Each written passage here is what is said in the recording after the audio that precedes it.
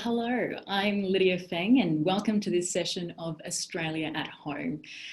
Today we're launching a new report during Refugee Week. It's been conducted by Settlement Services International and Western Sydney University. I'd like to begin first by acknowledging the traditional owners of the land on which we are variously meeting today. For me here in Sydney, it's the Darug people of the Eora Nation, and I'd like to pay my respects to elders past and present. Now, it's Refugee Week, as I said before, and it's always an exciting time to celebrate the contributions refugees make to our society, while also exploring the challenges that many of them confront. Now, this year's theme is celebrating the year of welcome, and the report that we have that we're launching and talking about today is very timely. As a way of introduction, I'm Lydia Feng, local communities reporter at ABC News in Sydney, and I'm very passionate about telling the stories of those who don't often get a voice in mainstream media. My focus is on issues such as immigration and multicultural affairs. Now, for those of you who haven't been to one of these Australia at Home events, they are designed to be relaxed and respectful and inclusive. And although we can't all be together physically, we really hope that we can have a very engaging conversation virtually. There is a chat function, so if you have any questions or comments that you'd like to bring forward or ask our panelists, please put that into the chat function and we will try and get them, and I'll try and pose them to our panelists today. We also encourage you to keep your video on, and you can set your screen to gallery view by clicking the button in the top right-hand side of your screen. Now, as I mentioned before, today we are launching a new report entitled Foundations for Belonging, a snapshot of newly arrived refugees. And I'm delighted to introduce the report authors as well as panelists who are going to be discussing this report today. So first of all, I'd like to welcome Shanthi Robertson, who is an associate professor at Western Sydney University and co-author of this report. We've also got Tahiri McMahon, who worked on this report as well, and he is also Settlement Services International's Research and Policy Manager. Now, with the panelists, we're fortunate enough to have Achiek, who is the SSI manager. He is a former refugee who fled war in South Sudan and lived in Kenya in a camp there for 9 years before arriving in Australia in 2003. And finally, we're also lucky to have with us Shukufa, Tahiri, who is the Refugee Council of Australia's policy officer. Now, Shukufa and her family fled the Taliban in Afghanistan in 1999 and in 2006 was reunited with her father, who sought asylum in Australia by boat. Before we launch into discussion, I'd like to introduce Shanthi and Tahiri to talk us through the findings of this new report. Thank you, Lydia. So, screen is up. Thank you, Lydia. I too would like to acknowledge the traditional owners of the land where I'm joining you from today. I'm joining you from the country of the Gadigal people of the Eora Nation, and I'd like to pay my respects to elders past, present, and emerging. As Lydia said, we've got a report that we're launching today. It's a joint piece of research between the Institute for Culture and Society at Western Sydney University and Settlement Services International. And Shanthi and I, in two very brief presentations today, are aiming to take you through the findings and have your questions at the end. Now my screen did not move.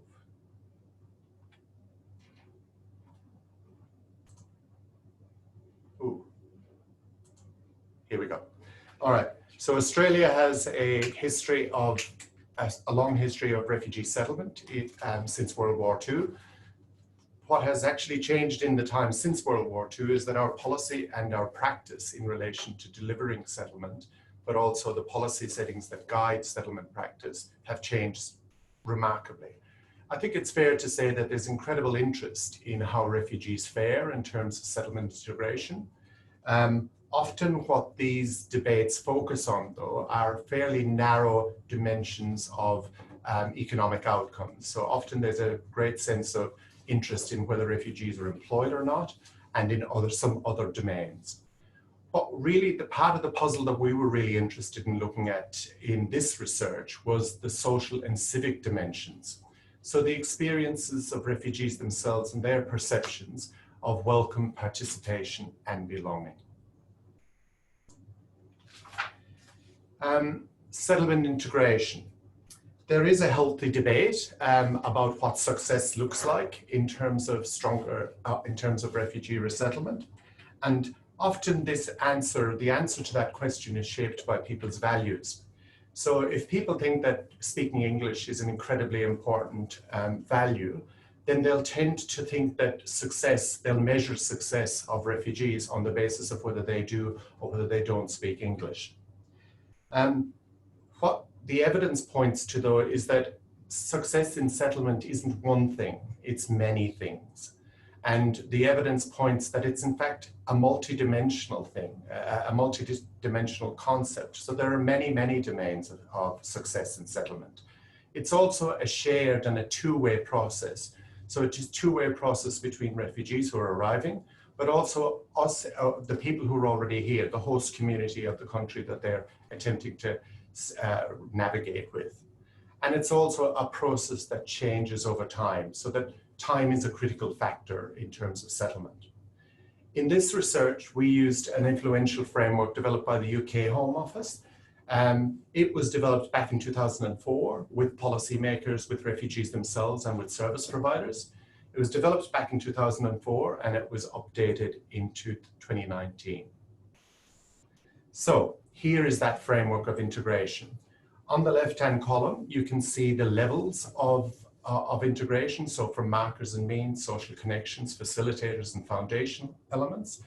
And then you see, I think it's 15 or 14 domains of integration. And those ones at the top in gray are the ones that we often think of as our measures of success. So employment, housing, those kinds of things. Where we focused our energy was on social connections. We focused on the level of social bonds, social bridges, and social links. And we also focused on the level at the bottom, the foundational level of access to rights and fulfillment of responsibilities. Now, you don't need to worry about that terminology right now because Shanthi will actually come in the findings and explain those. But for now, what I want you to actually focus on is to realize that all of these domains, this isn't a hierarchy. It's not like all of this theory of integration is that these are all interconnected domains. They're all important, and for different people, they'll have different importance at different stages of their settlement. What's important is that we then used the social connections and the foundational elements to actually to carry out this research. So we developed a survey. The survey drew on questions from other research that helped us to be aware of increase the chances of the validity and the reliability of the questions. And it also gave us an opportunity to compare the findings with other data sets. Now, we're not doing that brief presentation today. We created a stratified sample as well to recruit participants because we wanted it to be representative. And finally, and importantly, we conducted our telephone surveys using SSI's bilingual guides. These staff speak many languages, and we matched them to the sample that we were actually doing our surveys of. So it was important to us that refugees themselves could participate in their preferred language rather than only in English. And I hope that some of our bilingual guides are with us today because they were co-researchers on this. We also did conduct 15 qualitative interviews, which we're not going to report on in this scan. All right, so who do we speak to? We spoke to over 300 people. You can see here the gender breakdown, the citizenship of those refugees, and the languages spoken as well. So really, this is more or less a very representative sample of the refugees that have come to Australia in the last 2 to 3 years. All of the respondents, importantly, had permanent residency. The two main visa types were humanitarian visa, which is called 202, which is in the sector is called a proposer visa, and others, about 20% of the sample were on what's called a refugee visa. And the remainder, which was only about 10%, on a mix of visas. The average length of residency in Australia was 2.5 years. And about 10% of the 334 lived in regional areas. So I'm now going to hand over to Shanthi, who's going to present on the findings.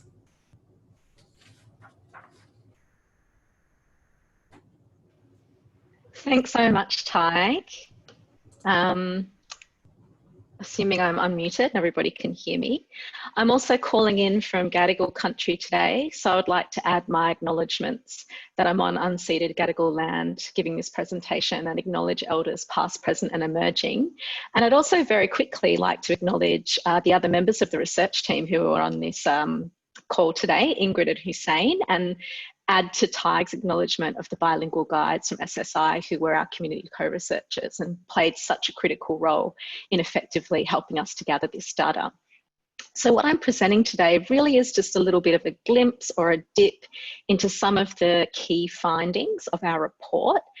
Tyke, if you could just pop on to the next slide there.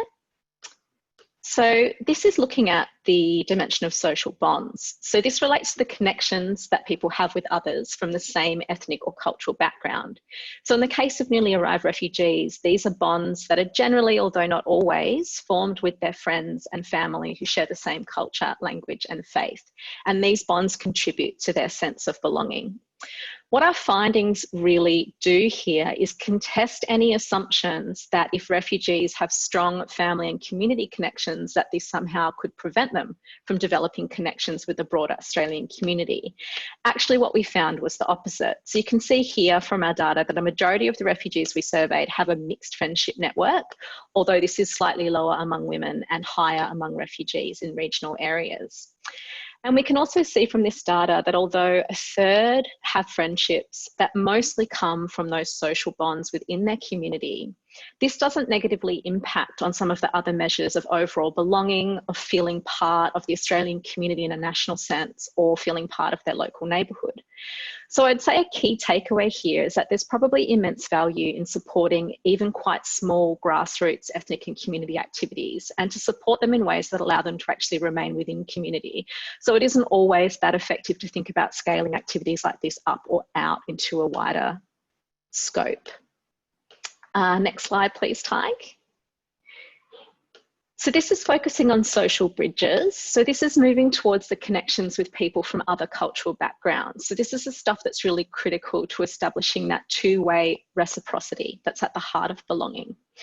And again here, what our findings present are a challenge to any perceptions that refugees are somehow hesitant to mix with a broader community, or that English language proficiency is somehow a necessary prerequisite to build these strong social bridges between groups. Refugees in this survey felt a very strong sense of being welcomed in Australia and being part of the Australian community. More than 3/4 regularly get to know people from backgrounds other than their own, and this happens mostly in everyday situations. This was strongest among people living in regional areas and a little bit more common among men and young people. Overwhelmingly, the refugees we surveyed have really positive connection to their local areas as places where people from different backgrounds really get along. And in fact, these positive responses about social mixing in the local area were much higher than responses to similar measures in annual surveys of the general population in Australia. What's really interesting in this research is that social bridges really seem to be fostered very strongly through everyday encounters and experiences. So there were relatively low rates of participation in more formal community activities, school activities, parent groups or youth groups, but even non-English speaking refugees really noted the positive value of those everyday encounters. So things that happen in the neighbourhood, in the street. And the takeaway there, I think, is that generally a positive social climate really does matter. People don't have to have very deep engagement with others to feel that sense of welcome and to feel that sense of belonging in a holistic way. Okay, next slide, please, Tyke. So this was the dimension of social link. So this is moving up another level and referring to engagement with the institutions of society, particularly government and non-government services. And this is really critical because obviously it's about the ability for individuals to engage with and benefit from essential services, settlement services, and in doing so, develop a sense of independence and a trust in institutions of society. Our findings indicate very high and deep levels of trust in many institutions, including the police and the government, and to a lesser extent, the media. We would note here that permanent settlement and settlement support is key to the higher results we see here than in other surveys of similar groups, because these were all refugees that had come through a supported settlement program. We also found through both the survey and the interviews that institutions have a face for newly arrived refugees. So the government, the nation of Australia really is represented for new arrivals by those grassroots points of contact, their caseworkers, Centrelink staff, frontline health providers, and so on. And positive encounters at this level is what really drives broader trust in institutions. So again, the small aspects of service provision can make a really big difference. People getting picked up from the airport, a really kind nurse in an emergency department, a caseworker checking in, all of these small encounters kind of add up to very positive measures of settlement. We did, however, still note in our findings that language barriers were a bit of an issue to accessing services, and so were online and internet difficulties raised as a common barrier. And we think that's quite critical to maybe think a little bit more about, given that a lot of services are moving to digital service provision. We'd also note that younger refugees in that 18 to 24 age group do know a bit more about accessing services and reported fewer difficulties. And it is a bit of a concern that women tended to report more difficulties in accessing support. Next slide, please, Tyke. So this domain of rights and responsibilities assessed perceptions of fairness and equality, experiences of discrimination, as well as general awareness of access to rights and the fulfilment of social and civic responsibilities. Again, here, our findings really challenge some of those discourses that tend to float around, claiming refugees don't demonstrate a sense of responsibility to Australia or do not understand what it means to be Australian. In fact, we found refugees reported very strong levels of commitment to fulfilling their social and civic responsibilities, including obeying the law, being self-sufficient, protecting the environment, acknowledging the role of Indigenous and Torres Strait Islanders in the nation, treating others with respect and helping others. The refugees in this research generally feel they're treated with respect and have equal access to government services. They feel their rights are protected and that they're generally treated fairly, irrespective of their cultural backgrounds. So I think we need to consider this finding in a similar way to our social links dimension, in terms of the fact that permanent settlement and settlement support is probably quite key to the higher results we see here than for other similar groups. Okay, next slide, please, Tyke. I think I'm running a little short of time here. So we do have some policy implications that we thought about in this research, going across from higher level macro policy, essential service provision, and also some sort of specific takeaways for settlement services, and also actually for community and for people that want to engage with supporting refugee belonging at that more everyday community level. I won't sort of go into depth here. The key points are on the slide, and I think we'll leave that open to be discussed a little bit more potentially in questions, because I know there's probably a lot of people here that are actually working at the front line in policy and service provision that will be able to contribute a lot to that conversation. So final slide, please, Tyke. Okay, so there's just a link here to our report, which people can access if they're interested in more detail about the data collection and the detailed data sets. And I think as on behalf of the research team, very happy to be in contact with people if they have any further questions about the research. Thanks, Shanthi and Tyke. That's a really interesting report we've got here today to discuss. And I think what's really interesting about this is overall, it seems that refugees are having a very positive experience settling in Australia, and there are high levels of trust and a sense of support in their neighbourhoods. Now, just a reminder to everyone, if you have any questions that you'd like to pose to the panellists, please put them in the chat and we will get to you and throughout this conversation. So our panellists, Shanthi, Dor and Shukufa. So I'd like to kick off the discussion with a question. So what I found really interesting in this report was that, over 3/4 of refugees who responded to this report said that they regularly meet and get to know people from ethnic and religious backgrounds other than their own, indicating really strong sense of belonging in their local neighbourhood, and that they have mixed friendship networks. I think often perhaps we think that once a refugee settles in Australia, they just hang out and meet with people from their own cultural group. So if I can first turn to Dor and ask him, what are your views on this? Is this something, as a refugee yourself, did you find this was the case for you? And also professionally in the work that you do you find that a lot of the refugees who settle here, do they easily meet with other people outside their ethnic or cultural group? Thank you very much, Lydia, and to the previous presenters, Shanthi and Achiek. Can I also acknowledge the traditional custodians of the land on which we meet? It is somewhat a very good question to start the discussion, because these particular questions cut through the answers that we will probably share both personally and also professionally. Me arriving to Australia much of Looks like we're having a bit of a technical issue there. Perhaps I'd like to turn to Shukufa. For you, is that, again, as a refugee yourself, when you first settled here, was that something that you felt, that you were able to mix with people and have mixed friendship groups and, settle here and find people that, who were not from your community group per se? And also in the work that you do, did you find that was the case? Well, thanks, first of all, Lydia and everybody else for facilitating this panel. It's really great that this report is now launching. It's been a pleasure to be part of the advisory committee.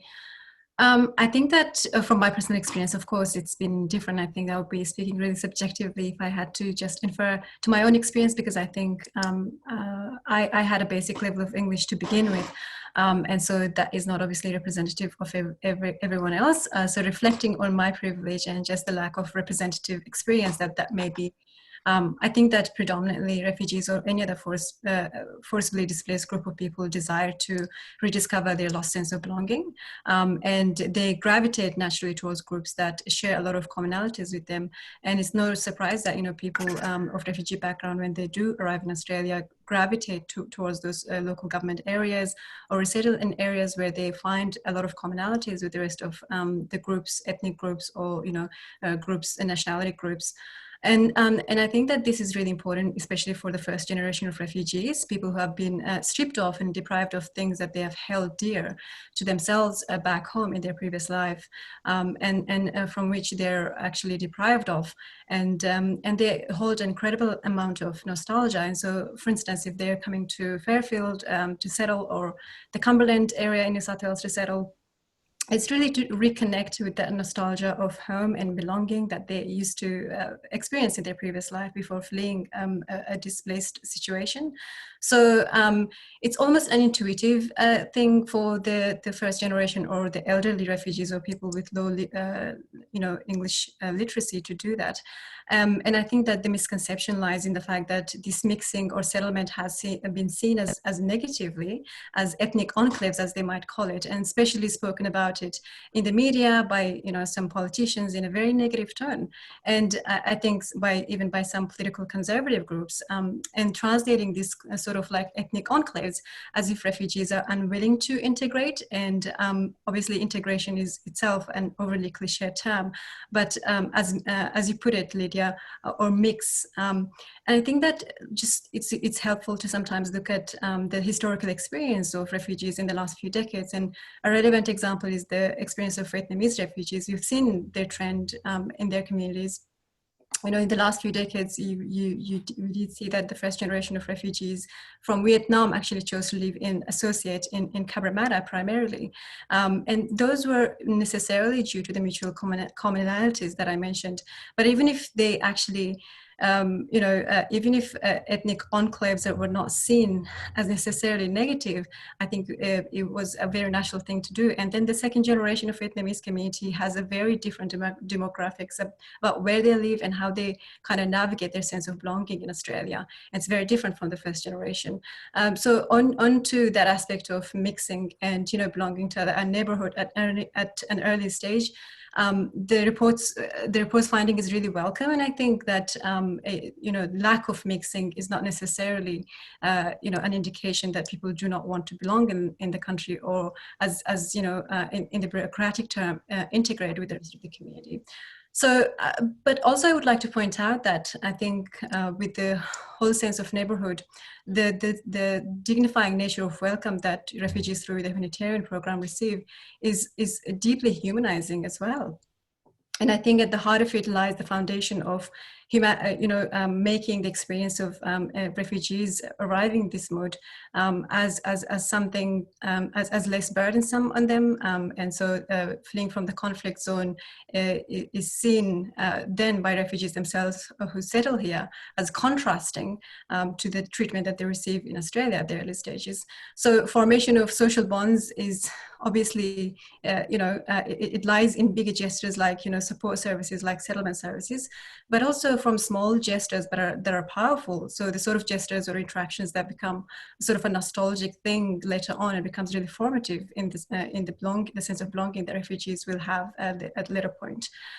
So it's really assuring that, especially for elder refugees who've lost everything and have been uprooted from their traditional lands, that they can actually reconnect through some neighborhoods. And of course, I would be actually speaking from a position of privilege again, to say that all refugees find it welcoming and find their neighborhoods welcoming.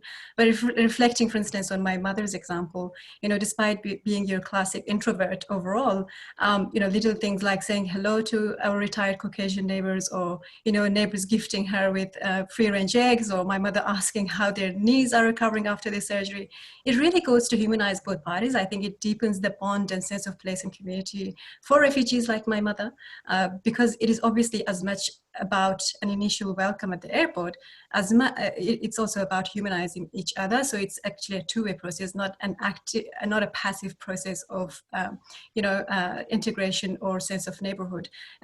Two parties are equally putting the effort to get to know each other and overcome the stereotypes or preconceived notions about groups that may be harmful. And so I think doing this really consistently over a long period of time creates this really positive environment for growth in our communities. And I think the report's finding is really accurate in that sense of neighborhood actually has instilled a lot of sense when it comes to social bonding. And I feel like the flip side could also be true. The sense of welcome can be absent when, political leadership or political language creates suspicions and alienates certain groups that are really actually delicately settling in Australia.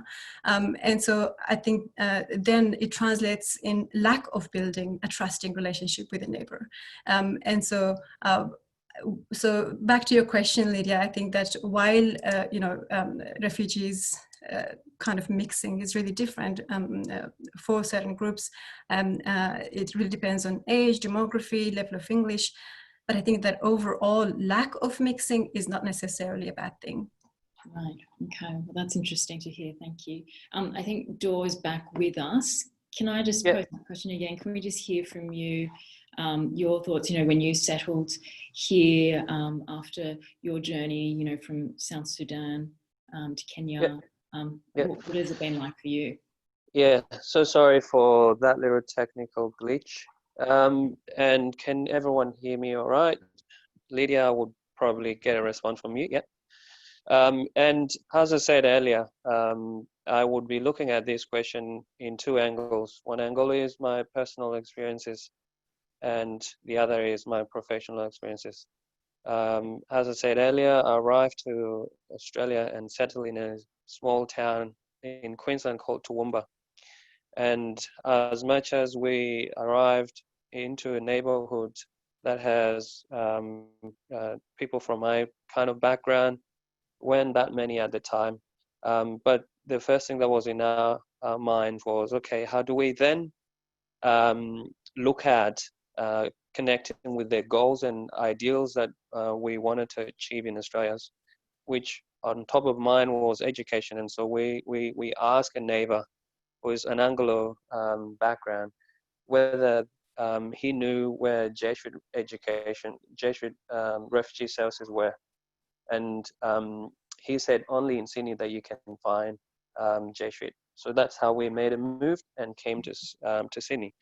and fortunately enough, got a connection with the Jesuit and went to a school that is highly Anglo, and being the only person and my brother in a school that is 1,500 kids, predominantly from the northern Sydney suburbs, was quite interesting to see how you once interact with that and how you can provide a learning for such a community. So that's how I started my professional journey, by engaging that community to understand where I come from. And the more I did that, the more I opened the eyes of the school community to engaging with schools in the Western Sydney suburbs, which were more multicultural and multi-faith as well. So from that angle, it breathed a new life into me about working with people from diverse background. I dedicated my work experience to supporting young people connect with the Australian community. I mean, while the first, as Shukufa said, the first thing in a migrant's mind would be to find comfort. And that's why, first of all, that they settle in areas where they can find social connections and people that will relate to their social and cultural background. And then later on, after they are comfortable and they understand what needs to happen, they have met their immediate goals, they can then look at pursuing other connections, whether through university, looking at someone that will support them into education, whether through a job, someone who will help them to attain a job or to even get an accommodation. Those would be the very important next step that a person does once they settle first, and they got that confidence, they got that peace of mind, because the journeys that some of the refugees that went through are quite turbulent, that they need, first of all, to settle, to understand how this community works. How do I approach? Is it just saying hello to my neighbor, or is there more to it? And that's how we get to build from one step to the other. And that's why we need to look at settlement based on each individual experiences. I could be very confident as a young person to go out there and mix with other people from the community. But my mom would need to take time, because she was very, very cautious about losing the future that she dedicated herself and that I need to work towards, by treating carefully about who do I connect with? Is this person got the similar values as my cultural values? Is this person going to provide a support that is worthwhile to me, or take me to a direction, a path that other person may not want to lead? And that's really the experiences that people have. It depends on the goal of that particular migrant, what they want to do. And once they settle those goals, they look for connection that will give them a much more successful settlement in Australia. Thanks, Dor. We have a question from C. James. Is that person available? No? Well, I'll just ask it. They work with refugees with St Vincent de Paul, and I guess this is a question for Shanthi. Your slide about how to measure success was interesting. Have you noticed how the federal or state government measures success, and how the government measures of success, example, learning English or employment impacts anywhere? Well, I think across the board, with most government, but also in fact academic research that tries to do a quantitative measurement of settlement, often it is those conventional indicators we mentioned, so employment, health, English language proficiency, that tend to be seen as your key indicators of settlement or integration. And if we just kind of return to some of the examples that Shukufa and Dor raised in their own experiences and the experiences of their families, we think it's a good idea to maybe reframe some of those ideas and indicators around successful settlement. Because let's look at somebody who is a woman, who is a grandmother, who has limited English proficiency, who isn't engaging with the labour market because they're not of working age, maybe has a chronic illness or a disability, so is mostly connecting with people within their own home and within their own neighbourhood. If you looked at those very instrumental indicators around engagement with education, engagement with employment, English language proficiency and health outcomes, you could come to a conclusion that this is a person who is not well integrated and well settled. But as we kind of know around these more humanising experiences, this actually could be someone who's very focused on supporting their children and grandchildren in their educational endeavours, who's closely connected within their own community, who's doing lots of helpful civic and social activity within their own community, who's exchanging food over the fence constantly with neighbours. And those are the kinds of things that kind of remain invisible in some of those more conventional policy indicators of what it means to be well settled. So that's the sort of idea that we're putting forward there, that maybe we need to broaden understanding of settlement so that some of these other kinds of experiences and the value of those experiences can come to light as well. And so you're not excluding that employment or those education factors, you're saying it needs to be more inclusive to include. Obviously those are still so critical, but there's lots and lots of research and evidence around those indicators already. So we were just looking at focusing on a slightly less researched niche, I guess, in what settlement might mean. Obviously those things are still really critically important, I think particularly for young people. For those who felt less connected to the broader Australian community, the report indicated that often it was because of language barriers and cultural differences, especially for women and older men. Do you have any suggestions on how we can change that and make those refugees feel more connected? Do you want to take that one, Ty? Maybe Dor? Yeah. So I wanted to start with two examples of programs that I engaged in through my work. I will start with the Youth Collective project.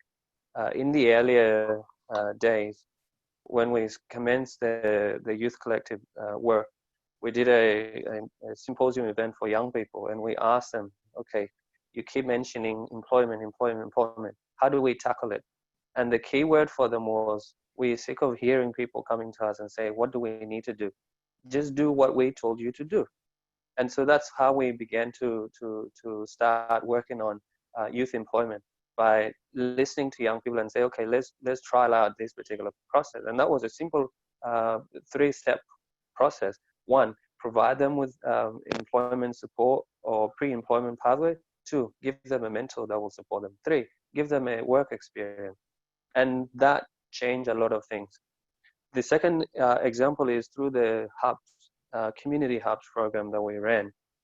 The community hubs program support particularly women from migrant backgrounds to re-engage in either education or employment, by first of all addressing the key need that is a barrier to them. And the key need that is a barrier to them would be a child at home. And so supporting a playgroup for that particular child while their mother does something useful, whether it be a cause or even just re-engaging with education. These are some of the things that can go a long way to help. But there's also a need to look at the digital gap here, with most of the things moving online, services moving online. It's worth looking at how do we then slow down and look at those who do not, number one, have the resources, number two, and their skill sets to be able to work with the computers. So could it be that assigning a worker from that particular cultural background to support that particular person to engage with the digital platform that service is being delivered, and slowly getting them to be comfortable with, to be used to the device that they kind of use. And so there's a lot of things that we can do on a practical level, but there are also the policy level that Ty can talk about, but also some of the things that were mentioned earlier about changing the mindset and the shift around what is settlement. Because at the moment, settlement is defined from the lens of the government, rather than from the lens of a client or a refugee themselves, who would look at it and say, settlement to me is 1, 2, 3. And that would be one of the interesting things that needs to be looked at to bring a change and perspective around addressing some of this gap. Yeah, for sure. Now we have a question from Emmanuel, who's a linguist and has a question. Is Emmanuel there? Yes. I actually wanted to go back to the lack of mixing in society of refugees, not mixing. And I was wondering if the lack of mixing was due more to a matter of belonging, or the need to belong to a community of practice, that a community of practice that shares, for instance, say religion, the same narrative, the same experience, instead of an unwillingness of not mixing, basically, in society. Do I make myself clear, more or less? Yeah. Thank you. You would like to take that door, or Shukufa? Yeah, happy, and Shukufa can back up. I will say this. I'm pretty much involved in a religious program where I first started when I came to Sydney, and the first thing I looked at was, okay, how do we address this need to fulfill religious engagement for people from my background who had limited language, but also want to engage with the church nearby. And so the first thing I would have thought was to talk to a pastor in my community and say, can you open a congregation that will use worship services in Dinka language, which is my language? And that was a hit instantaneously. And so it was to then connect with the local Anglican church and say, look, we've got these people that are from the Anglican faith. How do you connect with them in their own language? And that spurs their engagement with that particular local community. And slowly you can be able to look at people from that particular congregation, then start to decide, okay, let's go into the next English service, or the kids from that particular people who only understand English as their first language and Dinka as their second language will then engage in that particular language, and then support them to then gradually integrate using religion as a method or a process of integrating into that particular local community. Can I also add to Joe's remarks? I think it's incredibly important that services, any sort of support services, including settlement services, actually are centered on structures inside the community. I think we need to have more co-designs with the community, opportunities for communities to have a say in the kind of programs that are going to affect them directly and their community members. As you would know, refugee communities largely come from really collective and communal communities. The sense of neighborhood and the sense of, they almost treat their neighbors as members of their extended families. So almost all the time, they actually trust in the community structures that are present inside them. Unfortunately, being in a new environment, I don't think that those community structures are very resilient in the sense that with just the whole legislative framework or policy framework that they're in, there is lesser understanding or less awareness about how to operate in a way that's efficient, in a way that's sustaining. But the need is there. The need is what drives them, not necessarily the amount of resources they have. And I think that there has been a lot of sentiments or findings about the rate of volunteerism. Volunteerism is really the bread and butter to running these organizations, and that is because that comes out of responsibility and the shared communal environment that they have in a new environment. So linking back to what makes them strong. So there are invisible structures inside these communities, but that are incredibly under-resourced, but very important, have very important say inside the communities. I think that so far the settlement services have done a great job of helping individuals, but I think what can be done positively is to, I think develop that some of the services or support structures have to be community oriented in that, people and communities, leaders inside those communities have to be involved and need to have the confidence to have a say and to shape up policies and to shape up structures. And support services need to actually insert some resources and support on an ongoing basis to help the structures, because I think the element of trust in this community, in these centers, or if I can confidently say the epicenter of the communities, are actually really, really important. And that's something that sometimes external organizations really struggle with developing over a long period of time. It can be really tiring, understandably so. And I think that going back to, just communities actually not, this goes back to communities not feeling like guests. Saying welcome is one thing. It's a very good gesture, but you don't want to stop at welcome and feed only services to communities or manage communities or individuals, but you want to instill the idea that communities are not guests, extending the sense of ownership and running and executing things on their own as well. And so I think to a great extent, citizenship, employment opportunities, that sense of, permanent protection gives them the ownership, but a sense of contribution coming from communities themselves and then translating itself into meaningful rebuilding of structures where they lost it previously, leads to a better sense of connection overall. And making sure that I think that predetermining some of the ways how then the extra bridges can be built with outside communities is the next step. But I think, like Dor said, there is so many components to this discussion that we need to explore really individually. So employment, education, English language, social connections, and all of that. But I think one suggestion coming from communities is that they really like to be part of and parcel to building their communities with other partners. Thank you for that. Now we have another question from the public. So that's Naomi Kitching, I believe. Naomi, are you there?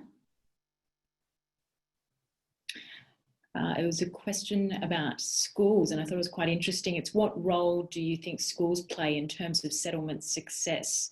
Now, Shanthi, can I just ask, were schools involved in this? Was that a question that was posed? I can see Naomi's just unmuted there. Yeah. Sorry, sorry, go for it. Sorry for that. Oh, hi, I'm an educator, and we actually have the opportunity to teach intensive English language here to our migrants, refugees, and asylum seekers, which is amazing. But I'm wondering, what else can we do outside of the obvious, language instruction? What are some other things that aren't included in the Australian curriculum that would help with the settlement and help families, not just the students, but families? Sorry, Naomi, are you talking about education that's targeted towards refugee students, or are you talking about more general? So I suppose as an educator in a secondary school, what are some things that we could include in our education or in our processes that would help our families and students with lived experiences settle in Australia, if that makes sense? We already have a huge focus on language, but it's so much bigger than language. Does that clarify? I don't think we've got, evidence in this particular report that would probably directly answer your question, I'm afraid, Naomi. I mean, I will just say, obviously, a lot of research evidence shows that schools are really critical sites, not just of education, but actually of community building, and that an inclusive school community can play a really, really critical role, particularly for people that have school-age children. But I don't want to say too much there, particularly because I know there are other researchers in the audience that have done fantastic research on refugee education and refugees in schools who are not me. So I'll probably just leave it for them to follow up in the chat, perhaps. I just wanted to say, from a professional angle, the school is such an important place where a young person could establish their future or actually kills their future. And to me, it took only one teacher to notice from my first 3 months result to the next 3 months after that. First 3 months, super performing kid. 3 months later, I'm now struggling with the life around me as well as my school. So my score started drip. The teacher pulled me off and said, look, you were performing top 3 in the first 3 months. What has happened now? And once I opened up to him, he was able to provide a person that will go in to support me after school. And that's how I got back up, as well as connecting me with a person, a buddy in the school system that will support me with understanding how others communicate around me. And so that was really, it took one teacher to translate it into the overall systems. There is need for much focus on family awareness within the school system, because let's face it, since my daughter started school, I have done a lot of teaching in my entire life. And think about that. If I didn't get that sort of teaching from my parents, how much of education have I lost in that school community? And that's what parents that have not gone to school are struggling with beyond the school time. And that's why it is really important to look at family aware practices that can look at the whole unit in the family to understand how do we support the family to engage with the school so that they can support their child learning. That's very critical. The second thing is trauma-informed practice. Kids may look like they're disengaged in class. It's not because that they dumb kids. It's not because that they're not interested in learning. It's because that they got a lot of trauma, significant trauma that they needing to heal before they can engage with the service. It also include employment, not only at school stage. You could get a job for that particular person, but because of significant trauma, they may not be able to go through. And the work that is done, for example, as SSI leads the consortium of settlement services providers in the New South Wales Settlement Partnership, and the work that they do differs in each of the areas that they do. They would be running homework centers, they would be running after school programs. Those things can go a long way in supplementing the work that is done. I think I'm taking long, but that's the gist of it. Yeah, if I could actually speak to that as well, and Joe helpfully pointed out some of the practical issues and the practical solutions. I think thinking back of my experiences in high school, I think at the time, just the infrastructure was really different in schools. It has adapted to a large extent and improved infrastructure to kind of accommodate special, other needs of a different, cohort of students. But I think one of the most important aspect was to be understood, and to be understood meant that my educational needs, my kind of potential, I felt like were not realized in the beginning, because I think that there was this blanket approach about treating refugee students who'd come into the country and placing them in the least advanced class. And so I obviously went through a really difficult time first year, being in 8-4 out of all 8-4 was the lowest, and just being very misunderstood, very stereotyped in being actually in that class, because it was assumed that my level of English was very low, and that my understanding or my knowledge when it came to studies, and that I took it less seriously than others. But the opposite is obviously true. For refugee students, there's always this survival guilt. They sell you this dream of Australian dream, and that dreams for students mean educational opportunity. And for parents who've missed out on the same education, their dream is that their child be educated and not actually be illiterate like them. So there is actually a deeper, angle or perspective to refugee students to be able to do well. There is more pressure for them to do well. And what that meant at the time was that there was no support structure, and I believe that the support structures have improved inside the schools, but also I think that there was, parents and students were different islands, completely divorced from each other. And it had to do a lot with lack of, language proficiency on the part of the parents, but also lack of understanding of the school system and their understanding from their, countries of origin, that the educational system, functioned on their own way. But obviously that's not true in Australia. Parents actually, and parent-informed progress in education is an important aspect of schooling and the curriculum. I think that it takes a bit more effort in the case of refugee parents, because there is that added intergenerational gap as well in Australia for refugee students that schools have to be, supporting to kind of bridge, but also ensuring that parents are part and parcel to progress and we're improving the child's, educational attainments. And that can be done, like Dor, said, after school homework club or after school parent and teacher meetup. But that has to be, actually over a long period of time and at least until the end of the child's education in high school. But that kind of synchronization between parents and the school system has to happen through different type of programs. And I think that also means that parents are part of their child's life, and there's less pressure and more empathy for refugee students to do better.